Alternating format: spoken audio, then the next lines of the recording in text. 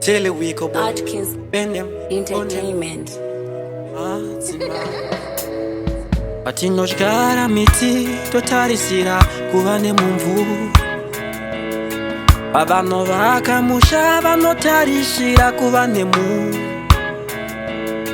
Patinopinda mtsiva totarishira kubirami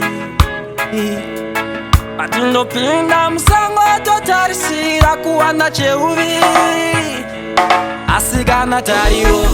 ichinoga inodzamo Kana tariro ichinoga inodzamo Pfungwa dzigamba kwinya mazvaire mamoyo ukakwinya Tine tarisiro kuti tichakunda sisimba tichina tariro yakabiwa Patakatanga taive nesimba kwakuti fambe tikawedzera simba Patakaona tichitadza kusvika tikati pamwe tiri weak kwakuwedzera simba Kwakuzoona takanyura mugungwa rezvishuviro zvisingambobude Kwakuzoona takanyura mugungwa ratisingaonekana kumahombekombe Tariro ichinonoka Asikana ichinonoka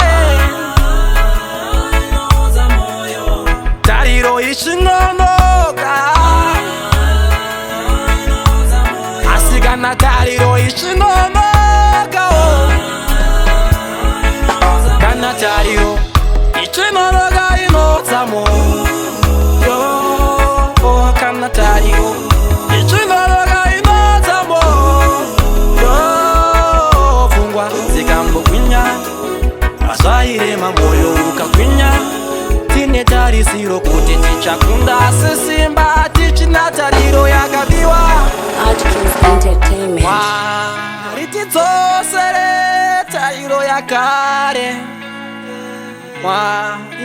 Tidzosere simba rakare Tidzosere simba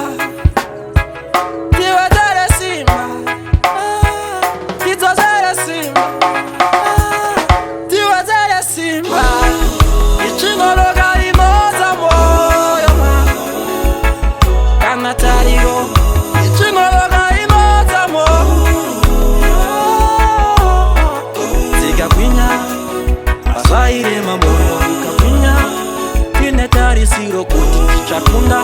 simba tichina tariro yakabiwa